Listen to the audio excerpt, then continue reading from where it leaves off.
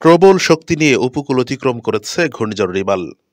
এর প্রভাবে বাগেরহাট উপকূলে সোমবার সকাল পর্যন্ত বৃষ্টি ও ঝড়ো হাওয়া বয়ে গেছে। জেলার মোংলা, রামপাল, মোরেলগঞ্জ ও শরণখোলা সহ বিভিন্ন উপজেলায় নিম্নাঞ্চল জলোচ্ছ্বাসে প্লাবিত হয়েছে। বহু মানুষের ঘরবাড়ি ক্ষতিগ্রস্ত হয়েছে। ভেসে গেছে চিংড়ি ঘের। বিদ্যুৎ বিচ্ছিন্ন রয়েছে সম্পূর্ণ বাগেরহাট জেলা।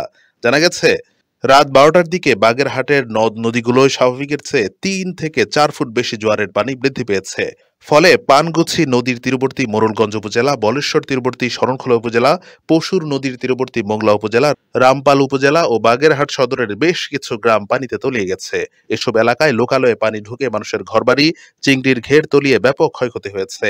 রামপাল উপজেলার বাইনতলা চাকুশ্রী গ্রামের এক চিংড়ি চাষী বলেন, ঘূর্ণিঝড়ের প্রভাবে নদী ও খালে জোয়ারের পানি ৩ থেকে ৪ ফিট বৃদ্ধি পেয়েছে। রাতে জোয়ারের পানির চাপে ঘেরের বাঁধ ভেঙে প্রায় ১ লাখ টাকার চিংড়ি মাছ ভেসে গেছে। একই এলাকার অন্য এক ঘের ব্যবসায়ী বলেন, জোয়ারের পানির চাপ এতটাই প্রবল ছিল যে মুহূর্তের মধ্যেই ঘের পানিতে তলিয়ে যায়। রাত থেকে তার ঘের সহ এলাকার প্রায় অর্ধশত মাছের ঘের পানিতে তলিয়ে গেছে।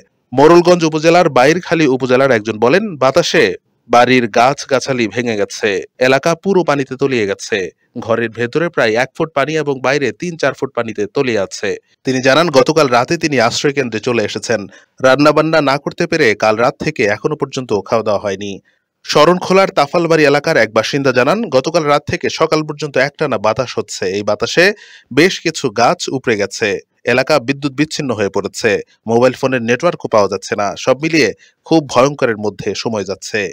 তাফালবাড়ি ইউনিয়ন পরিষদের চেয়ারম্যান জানান, ঘূর্ণিঝড়ের প্রভাবে ইউনিয়নের চালিতাবুনিয়া গ্রামের একটি বাঁধ উপচে লোকালয়ে পানি ঢুকে পড়েছে। এতে ওই এলাকা ৩ থেকে ৪ ফুট পানিতে প্লাবিত রয়েছে। সেখানকার মানুষরা অনেকেই আশ্রয় কেন্দ্রে আশ্রয় নিয়েছে, তবে এখনো অনেকে নিজেদের বাড়ি ঘরে অবস্থান করছে। বাগেরহাটের ত্রাণ ও পুনর্বাসন কর্মকর্তা বলেন, রোববার দুপুরের পর থেকে এখন পর্যন্ত আশ্রয় কেন্দ্রগুলোতে প্রায় ৭০,০০০ মানুষ আশ্রয় নিয়েছেন। ক্ষয়ক্ষতি নিরূপণ করে দুর্যোগ পরবর্তী কার্যক্রম পরিচালনার জন্য প্রয়োজনীয় ব্যবস্থা গ্রহণ করা হবে বলে জানান ওই কর্মকর্তা।